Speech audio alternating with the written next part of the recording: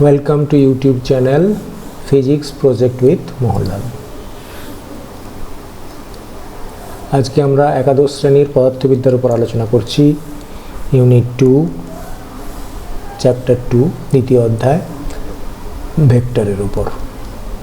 এটা part 1 presented by Mohanlal Samanta, assistant teacher, Tamluk Hamilton high school. এই part 1-এ আমরা মূলত আলোচনা করব স্কেলার রাশি, ভেক্টর রাশি কী, তাদের উদাহরণ, তাদের পার্থক্য এবং ভেক্টর সম্বন্ধে কিছু তথ্য, যেমন সমান ভেক্টর, বিপরীত ভেক্টর, একতলীয় ভেক্টর, একরেখীয় ভেক্টর, একক ভেক্টর এবং সবশেষে শূন্য ভেক্টর। এবং তারপরে আমরা ভেক্টর যোগের দুটো সূত্র শিখব, ত্রিভুজ সূত্র, সামান্তরিক সূত্র এবং তাদের বিবৃতিগুলো শুধুমাত্র এবং ব্যাখ্যাটা, কিন্তু গাণিতিক বিশ্লেষণগুলো পরের পাঠে দেখব। এসো আমরা শুরু করি। প্রথমেই জেনে নেওয়া যাক যে ভৌত রাশি কী। ভৌত রাশি হচ্ছে যে কোনো আমরা যে পরিমাপযোগ্য প্রাকৃতিক বিষয় পাচ্ছি তাকেই বলা হচ্ছে পরিমাপযোগ্য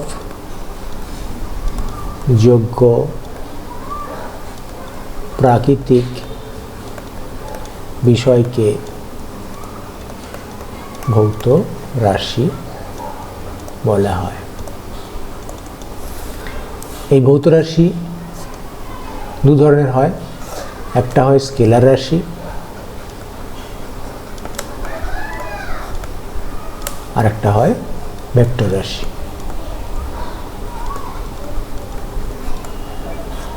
যেসব রাশির কেবলমাত্র মান আছে, অভিমুখ নেই, তাদেরকে আমরা বলবো স্কেলার রাশি। তাহলে এদের মান আছে কিন্তু অভিমুখ নেই।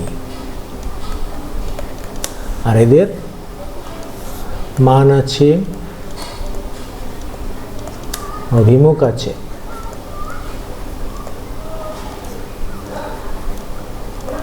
এবং এরা কি হচ্ছে ভেক্টরের বীজগণিত মেনে চলে। ভেক্টর বীজগণিত মেনে চলে, এই তিনটে পয়েন্ট আমাদেরকে এখানে বলতে হবে। তাহলে স্কেলার রাশি বলে কি বলবো? যে সকল ভৌত রাশির কেবলমাত্র মান আছে, অভিমুখ নেই, তাদেরকে আমরা বলবো স্কেলার রাশি। যেমন দৈর্ঘ্য,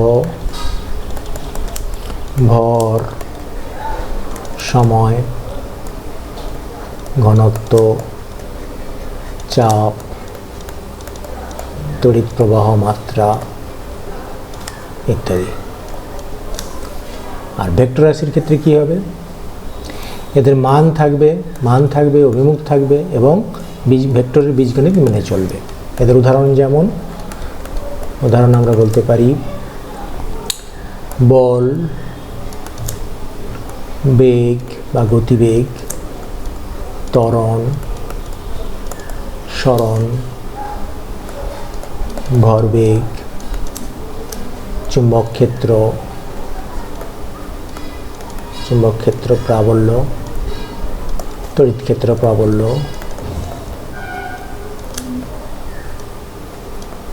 ইত্যাদি। এদের দেখবে মানও রয়েছে, অভিমুখও রয়েছে। এবং লক্ষ্য করে দেখো, এই তৃতীয় পয়েন্টটা যেন অবশ্যই ম্যাচ করে, নাহলে কিন্তু ভেক্টর বলা যাবে না। যেমন ধরো তোমাকে বলা হলো তড়িৎ প্রবাহ মাত্রা, তাহলে আমরা যেটা জানি তড়িৎ প্রবাহ মাত্রা কী রাশি না স্কেলার রাশি। কিন্তু তড়িৎ প্রবাহ মাত্রা সবসময় আমরা জানি যে পরিবাহীর মধ্য দিয়ে, এই পরিবাহীর মধ্য দিয়ে কী হবে, একটা নির্দিষ্ট দিকে যায়। তাহলে নির্দিষ্ট দিকে যাচ্ছে, তাহলে মানও আছে, অভিমুখ আছে। মান আছে এবং অভিমুখ আছে। তাই মান এবং অভিমুখ থাকলে কিন্তু ভেক্টর রাশি হয়ে যায় না। কেন না? এটা ভেক্টরের বীজগণিত নিয়ম অর্থাৎ যোগের নিয়মটা মানে না। এটা ভেক্টর যোগের নিয়ম মেনে চলে না, তাই একে আমরা ভেক্টর রাশি বলতে পারবো না। যেহেতু মানও আছে, অভিমুখও আছে, তবু কিন্তু স্কেলার রাশি, তাই তো? ভেক্টর যোগের নিয়ম ভেক্টর বীজগণিত মানে না। তাহলে তিনটে পয়েন্টই তোমাকে উল্লেখ করতে হবে। ক্লিয়ার? বেশ, তাহলে আমরা ভেক্টর রাশি কি জেনে গেলাম, তার সঙ্গে উদাহরণে জেনে গেলাম। এই যে তড়িৎ প্রবাহ মাত্রা মান অভিমুখ 2 আছে, তবু এটা স্কেলার রাশি, কেন? ভেক্টর যোগ নিয়ম মানে না। ওকে, এবারে আমরা এসে যাচ্ছি বিভিন্ন প্রকার এই যে রয়েছে ভেক্টরকে কি করে আমরা প্রকাশ করব। তাহলে ভেক্টরের জ্যামিতিক প্রকাশ। কোনো ভেক্টরকে প্রকাশ করতে গেলে তার দুটো পয়েন্ট আমাদেরকে খুব মনে রাখতে হবে। একটা হচ্ছে তার শুরু, যেটাকে আমরা বলছি আদি বিন্দু, এবং যেখানে শেষ সেটা হচ্ছে অন্তিম বিন্দু।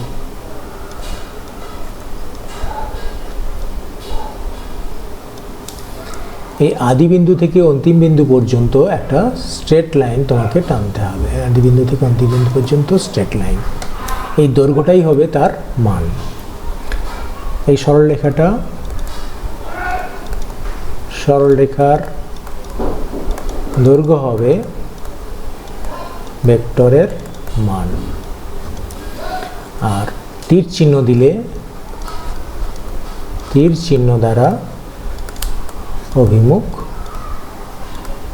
বোঝানো হয়। যেমন এখানে দিচ্ছি, নাম দিয়ে দিচ্ছি এ থেকে বি। তাহলে আমি লিখতে পারবো কি, তাহলে ভেক্টরটাকে লিখতে হবে এ হচ্ছে তার আদি বিন্দু, বি হচ্ছে অন্তিম বিন্দু, দিয়ে এ থেকে বির দিকে একটা মাথায় তীর চিহ্ন দিয়ে দেবে। এটা হচ্ছে এবি ভেক্টরকে বোঝাচ্ছে। তাহলে এটা হচ্ছে এবি ভেক্টর। এই ভেক্টরের মান বোঝানোর জন্য কি করতে হবে? মান হবে ওই এবি ভেক্টর চিহ্ন দিয়ে দুপাশে দুটো সমান্তরাল সরলরেখা। আমরা এটা পড়ব মড এ বি ভেক্টর বা মডুলাস অফ এবি ভেক্টর, এটা পড়তে পারি। এই মড মানে বোঝাবে সবসময় ভেক্টরের মান, অর্থাৎ এই রেখাটার দৈর্ঘ্যটাকে বোঝাবে। এবং অভিমুখ বোঝানোর জন্য কি করতে হবে? অভিমুখ বোঝানোর জন্য আমাদেরকে একটা অভিমুখ বোঝানোর জন্য দেখো ওই ভেক্টরটা, মনে করি এই ভেক্টরটাকে আমরা স্মল এ দিয়ে প্রকাশ করছি, এটা হচ্ছে এ ভেক্টর। তাহলে এটাকেই আমরা স্মল এ ভেক্টর ধরছি। তাহলে অভিমুখকে বোঝানোর জন্য ওই ভেক্টরটাকে তার মান দিয়ে ভাগ করতে হবে। তাহলে এটাকে আমরা একক ভেক্টর বলি, এটা হচ্ছে একক ভেক্টর, এটার নাম হচ্ছে একক ভেক্টর। তাহলে একক ভেক্টরের মান হচ্ছে 1, মান হবে 1, কিন্তু অভিমুখ থাকবে, ওই অভিমুখটাই প্রদত্ত ভেক্টরের দিকে বোঝাবে। তাহলে একক ভেক্টর হচ্ছে একটা মাত্রাহীন ভেক্টর, কারণ এটাও যা একক বসবে এটাও তাই একক বসবে, একক কেটে যাবে, অর্থাৎ মাত্রাও থাকবে না। তাহলে মাত্রাহীন, এটা হচ্ছে একক ভেক্টরটা হচ্ছে মাত্রাহীন। তাহলে মাত্রাহীন ভেক্টর একক ভেক্টর। একক ভেক্টরের মান হয় 1 আর অভিমুখ থাকে, ওই অভিমুখটাই অ্যাকচুয়ালি আমরা ভেক্টরের দিকে প্রকাশ করছি। তাহলে কোনো ভেক্টরকে প্রকাশ করতে গেলে তার আদি বিন্দু থেকে অন্তিম বিন্দু পর্যন্ত সরলরেখা প্রকাশ করতে হবে, এবং আদি বিন্দু থেকে অন্তিম বিন্দুর দিকে তীরচিহ্ন দিয়ে তার অভিমুখ প্রকাশ করতে হবে। সরলরেখাটার দৈর্ঘ্য হবে তার মান। সরলরেখার দৈর্ঘ্য যদি বেশি হয় ভেক্টরটার মান বেশি, সরলরেখার দৈর্ঘ্য কম হলে ভাববে মান কম। আর অভিমুখ প্রকাশ করতে তীরচিহ্ন দিতে হবে, এবং ভেক্টরটাকে প্রকাশ করতে হয় এইভাবে এ বি দিয়ে মাথায় তীরচিহ্ন। আর এটাকে যদি সংক্ষেপে লিখি, ভেক্টরটাকে দিয়ে ভেক্টর বলি, তাহলে এ দিয়ে মাথায় তীরচিহ্ন, এই ভেক্টর। এর মান হবে এ মাথায় ভেক্টর চিহ্ন দিয়ে মড এ, বা এর একক অভিমুখটা যদি আমি বলতে চাই তাহলে ভেক্টরটাকে তার মান দিয়ে ভাগ করতে হবে, এটা হবে অভিমুখ। ক্লিয়ার? এই দেখো এবি ভেক্টরের মান বোঝানোর জন্য কি হচ্ছে, এবি মডুলাস অফ এবি, ইংরেজিতে বলছি মডুলাস অফ এবি। অভিমুখ জন্য ব্যবহার করা হয় একক ভেক্টর। একক ভেক্টর আমরা ব্যবহার করি। একক ভেক্টর হচ্ছে কি, এই যে এবি ভেক্টরটি যদি এবি ভেক্টর দুটি মান হচ্ছে এ ভেক্টরের মাথায় মড, এ ভেক্টরের মড, এটা হচ্ছে মান, আর অভিমুখ হচ্ছে এ ক্যাপ, এটাকে আমরা পড়ব ক্যাপ, এ ক্যাপ উচ্চারণ করব ক্যাপ, যেখানে এ ক্যাপ মানে হচ্ছে A vector by A mod. একক ভেক্টর হলো মাত্রাহীন ভেক্টর, যেগুলো আমরা আলোচনা করেছি। এবারে দেখো আমরা ভেক্টরের কিছু তথ্য এসে যাচ্ছি। প্রথমে দেখব যে সমান ভেক্টর, ইকুয়াল ভেক্টরস কাদের বলা হয়। যদি অনেকগুলো ভেক্টর থাকে যাদের দেখো দৈর্ঘ্য সমান, মানে মান সমান, তাই তো, মান সমান, অভিমুখও একই, তাহলে তাদেরকে আমরা বলবো সমান ভেক্টর। সেটা 2 বা ততোধিক হতে পারে। তাহলে 2 বা ততোধিক ভেক্টরের মান যদি সমান হয় আর অভিমুখ যদি একই হয়, তাদেরকে আমরা বলবো সমান ভেক্টর। তাহলে এরকম করে অনেকগুলো ভেক্টর আমরা আঁকতে পারি। দৈর্ঘ্য দেখো একই, দৈর্ঘ্য একই, এগুলো হচ্ছে সমান ভেক্টর। মানটাও দেখো, দৈর্ঘ্যটা প্রত্যেকের সমান, দৈর্ঘ্য সমান মানে এখানে বলতে যাচ্ছি মান সমান, তাই তো? আর অভিমুখও প্রত্যেকটার একই, তাহলে এরা হচ্ছে সমান ভেক্টর।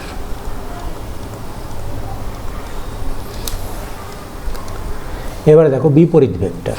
বিপরীত ভেক্টর হতে গেলে কী হবে, মানটা সমান, অর্থাৎ দেখো দুটো ভেক্টরের দৈর্ঘ্য সমান, কিন্তু অভিমুখটা দেখো, এর অভিমুখ রয়েছে এ থেকে বির দিকে, তার দেখো সি থেকে ডির দিকে, অর্থাৎ উল্টো দিকে হয়েছে, বিপরীত দিকে। তাহলে মান সমান, অভিমুখ বিপরীত, তাহলে হবে বিপরীত ভেক্টর। এক্ষেত্রে কিন্তু দুটি ভেক্টরের কথা বলা হচ্ছে, বিপরীত ভেক্টরের সময় দুটো ভেক্টর বলছি। এবার দেখো একরেখীয় ভেক্টর, কোলিনিয়ার ভেক্টরস। এক্ষেত্রে কী হবে, দুই বা ততোধিক ভেক্টর থাকবে, মান সমানও হতে পারে অসমানও হতে পারে। দেখো এঁকেছি, সমান ভেক্টর হতে পারে আবার অসমান হতে পারে, কিন্তু সমান্তরাল হবে, এটা হচ্ছে খুব ভাইটাল কন্ডিশন। একই বা বিপরীত দিকে অভিমুখে হতে পারে, ঠিক আছে? আমরা একটা বড় সরলরেখা টেনে তাকে যদি অনেকগুলো ভেক্টর দিয়ে প্রকাশ করি, এগুলো দেখো, এগুলো হচ্ছে কি একরেখীয় ভেক্টর। এরা সমান্তরাল রয়েছে, কিন্তু মানটা সমান হতে পারে নাও পারে, এই যে সমান বা অসমান হতে পারে, সমান্তরাল হতেই হবে অবশ্যই।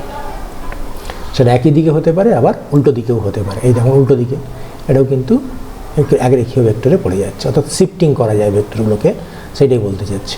এই ভেক্টরটাকে আমি এখানে শিফটিং করতে পারি, এদিকে সরাতে পারি, সেটাই দেখাচ্ছে একরেখীয় ভেক্টর। এবার হচ্ছে একতলীয় ভেক্টর। একতলীয় ভেক্টর হচ্ছে অনেকগুলো ভেক্টর যদি একই তলে অবস্থান করে, একই সমতলে, তাদেরকে আমরা বলবো একতলীয় ভেক্টর। এখানে দেখানো হয়েছে, দেখো এখানে একটা পেরেক রয়েছে দেওয়ালে, মনে করো দুটো পেরেক টানানো রয়েছে, এখানে একটা পেরেক আর এইখানে একটা পেরেক আটকানো আছে দেওয়ালের সঙ্গে, দিয়ে তুমি একটা সুতোয়, এরকম করে সুতোয় একটা কিছু ভার ঝুলিয়ে দিচ্ছে, তাহলে সুতোটা কী হবে, নিচের দিকে ঝুলে যাবে তার ওজনের জন্য। তাহলে দেখো সুতোর টান পড়বে, এই সুতোর টান, এই টান, আবার নিচে ওজন, এটা নিচের দিকে, সোজা নিচের দিকে, এটা হচ্ছে ওজন। তাহলে এই যে তিনটে ভেক্টর কাজ করছে, দেখো তিনটে ভেক্টর কিন্তু প্রত্যেকটাই এই দেওয়ালের তলে রয়েছে। দেওয়ালের তলে যেহেতু পুরো ব্যাপারটা করছে, তাহলে দেওয়াল, এই দেওয়ালের তলে প্রত্যেকেই রয়েছে। তাহলে দেওয়ালটা যদি তুমি সমতল ধরো, তাহলে এই সমতলের উপর তিনটে ভেক্টরই অবস্থান করছে, তাহলে একে আমরা বলবো একতলীয় ভেক্টর। ক্লিয়ার? তাহলে দুই বা ততোধিক ভেক্টর যদি একই সমতলে অবস্থান করে, ঠিক আছে, তাদেরকে আমরা বলবো একতলীয় ভেক্টর। তারপরে রয়েছে একক ভেক্টর। একক ভেক্টরটা আমি প্রায় বলেই দিয়েছি, সেটা হচ্ছে কি, কোনো ভেক্টর যদি এ ভেক্টর হয়, তার মান হবে এ ভেক্টর দিয়ে মডুলাস চিহ্ন, মডুলাস অফ এ ভেক্টর। একক ভেক্টর প্রকাশের জন্য এ ক্যাপ সমান হচ্ছে ভেক্টরটার মান, ভেক্টরটার মান দিয়ে ভাগ করতে হবে, ভেক্টরটাকে তার মান দিয়ে ভাগ। তাহলে এটা হচ্ছে একটা মাত্রাহীন ভেক্টর, যার মান কি, মান একক, মান হবে একক, কিন্তু অভিমুখ থাকবে। অভিমুখটা বোঝানোর জন্য এই একক ভেক্টর আমরা কল্পনা করছি। এই প্রসঙ্গে বলে রাখি, আমরা সবসময় কি হয়, একক ভেক্টরটা একটা বিশেষ দিক বরাবর সবসময় একই ধরে থাকি। যেমন আমরা কার্টেসিয়ান কোঅর্ডিনেট সিস্টেম যেটা শিখে এসেছি, সেটাতে কি হয়, কার্টেসিয়ান কোঅর্ডিনেট সিস্টেমে আমরা তিনটে অক্ষ ধরছি, এক্স অক্ষ, ও এক্স অক্ষ বরাবর একক ভেক্টর আমরা সবসময় ধরবো। তাহলে ও এক্স অক্ষ অভিমুখে একক ভেক্টর আই ক্যাপ, ও ওয়াই অক্ষ অভিমুখে একক ভেক্টর সবসময় জে ক্যাপ, আর ও জেড অক্ষ অভিমুখে একক ভেক্টর জেড ক্যাপ। এই তিনটে একদম ফিক্সড, এটা মনে রাখবে, সবসময় এটা ধরা হয়। এক্স অক্ষ বরাবর আই ক্যাপ, জে ক্যাপ, আর জেড ক্যাপ, কে ক্যাপ, এটা কে ক্যাপ, জেড অক্ষ বরাবর কে ক্যাপ, ঠিক আছে। এইবার দেখো একটা নতুন ভেক্টরের কথা আমরা আসছে, শূন্য ভেক্টর বা অকার্য ভেক্টর বা নাল ভেক্টর, এইতে বলছি।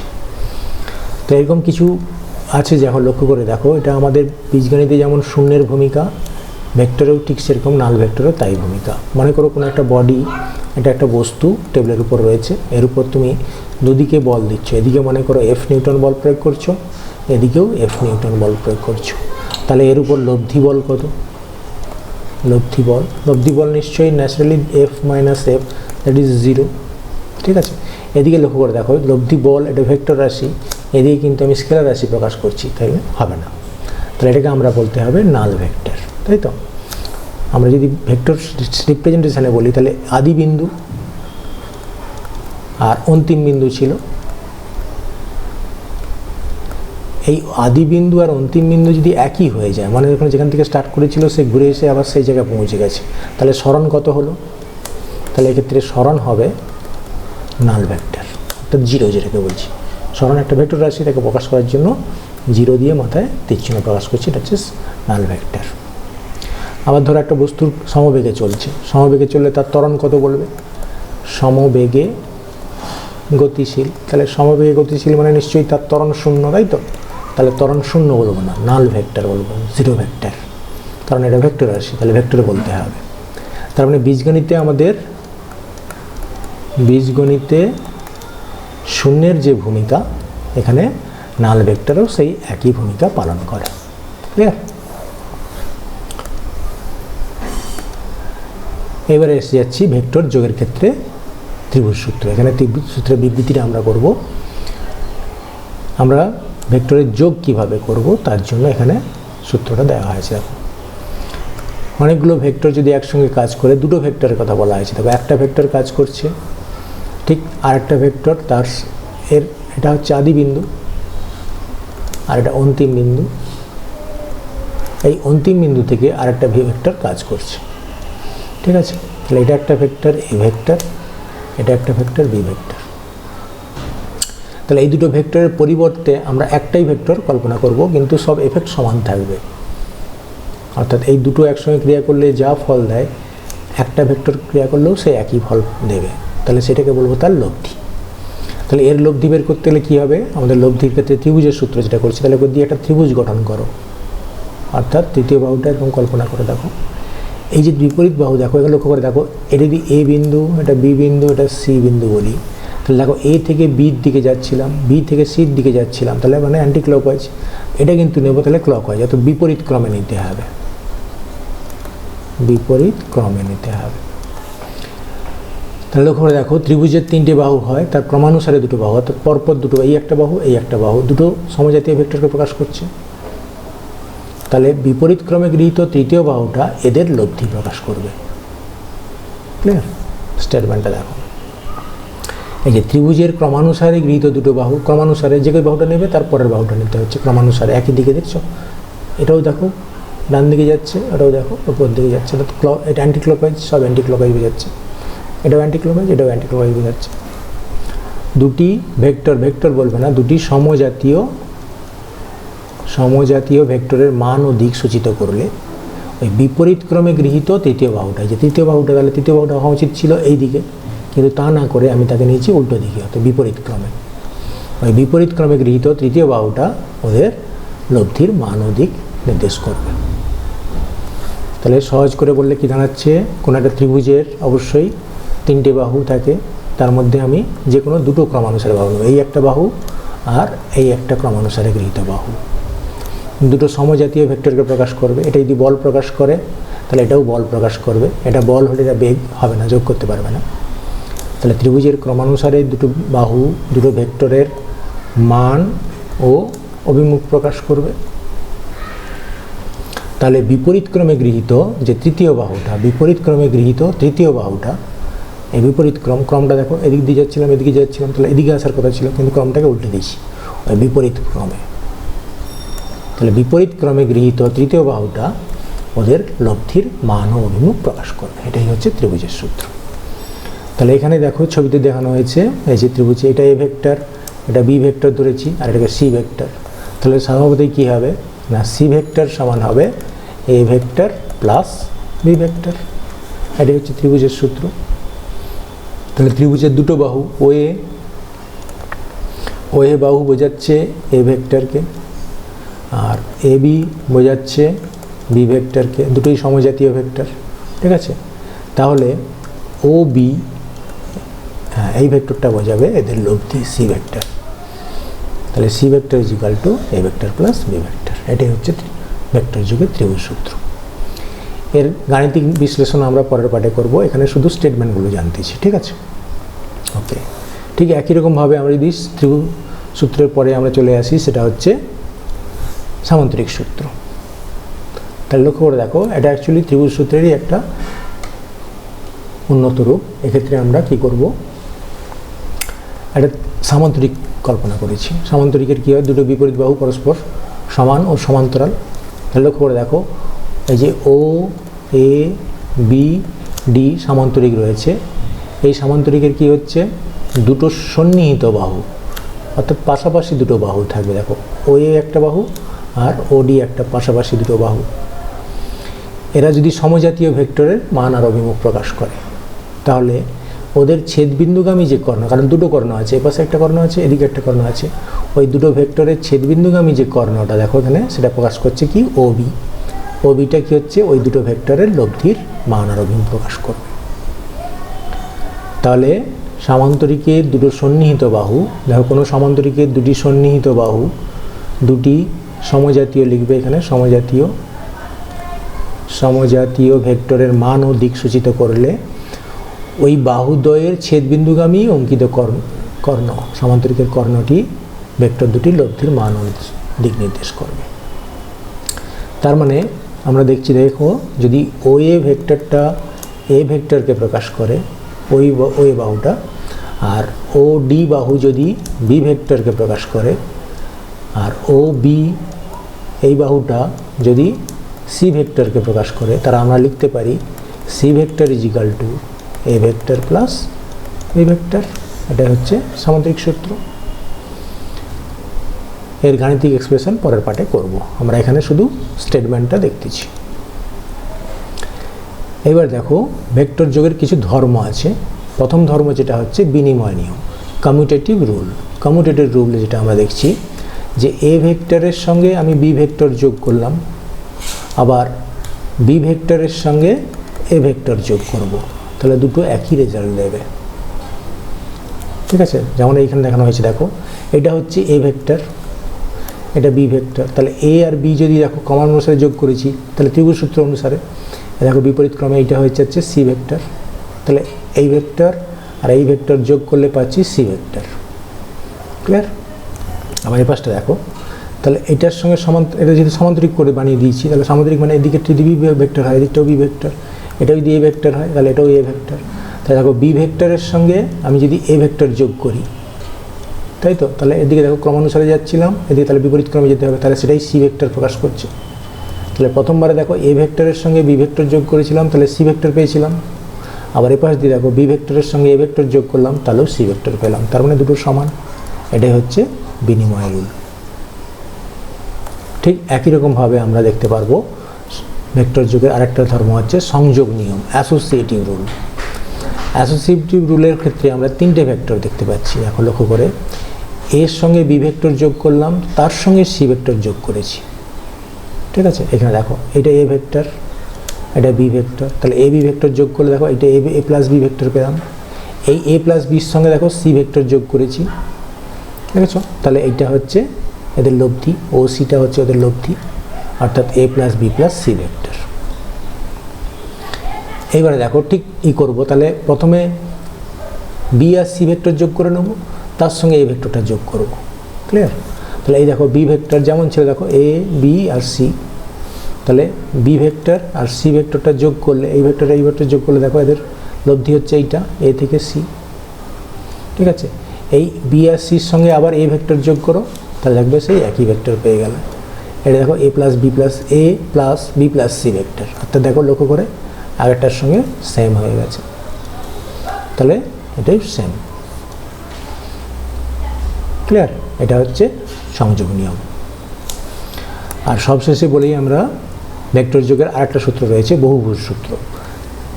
3 বা ততোধিক ভেক্টর যোগ করলে আমরা এই সূত্রটা প্রয়োগ করব। সেক্ষেত্রে একই রকম চলে যাচ্ছে। দেখো আমরা যদি ওই একটা বহুভুজের ক্রমানুসারে বাহু দিয়ে সমজাতীয় ভেক্টরের মান ও অভিমুখ সূচিত করি। এই দেখো একটা বহুভুজ ও এ বি সি ডি ও, এটা একটা বহুভুজ। এই বহুভুজের ও এ বাহু দেখো, তাহলে ও এ বাহুটা প্রকাশ করছে কি এ ভেক্টরকে। ঠিক সেরকম এ বি বাহু প্রকাশ করছে বি ভেক্টর, বি সি বাহু প্রকাশ করছে সি ভেক্টর, আর সি ডি বাহু প্রকাশ করছে ডি ভেক্টর। সবগুলোই কিন্তু সমজাতীয় ভেক্টর, সমজাতীয় ভেক্টর ছাড়া যোগ বিয়োগ করা যাবে না। তাহলে প্রত্যেকটা বাহু দেখো সমজাতীয় ভেক্টরের মান এবং অভিমুখ প্রকাশ করছে। তাহলে বিপরীত ক্রমে গৃহীত অন্তিম যে বাহুটা, বিপরীত ক্রমে গেলাম, দেখো এই দিক যাচ্ছিলাম anti clockwise anti clockwise anti clockwise anti clock, তাহলে এটা অ্যান্টি ক্লকওয়াইজ না গিয়ে এটা দেখো ক্লকওয়াইজ নিয়েছে, যে বিপরীত ক্রমটা দেখো বিপরীত। এদের ক্রম দেখো এদিকে এদিকে এদিকে এদিকে, তাহলে এদিকে আসার কথা ছিল ডি থেকে ওর দিকে, কিন্তু তা না করে ও থেকে ডির দিকে গেলাম, এটা বিপরীত ক্রমে। তাহলে বিপরীত ক্রমে কিন্তু সব জায়গায় নিচ্ছি বিপরীত ক্রমে।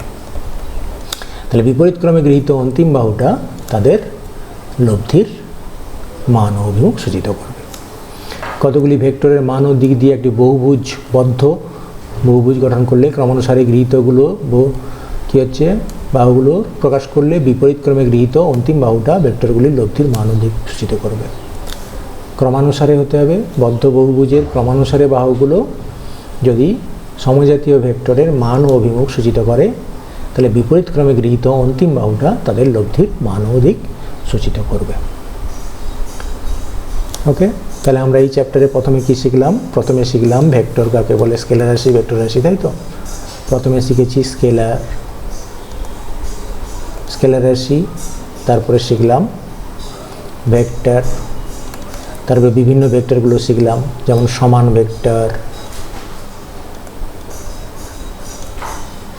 বিপরীত ভেক্টর,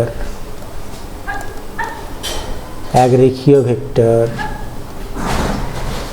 একতলীয় ভেক্টর, একক ভেক্টর, আর সবশেষে শিখলাম শূন্য ভেক্টর। তারপরে আমরা শিখলাম ভেক্টর যোগের যে দুটো সূত্র, ত্রিভুজ সূত্র আর বহুভুজ সূত্র। ত্রিভুজ সূত্র আর সামান্তরিক সূত্র আর বহুভুজ সূত্র। আর সবশেষে শিখলাম সংযোগ নিয়ম আর বিনিময় নিয়ম। ক্লিয়ার?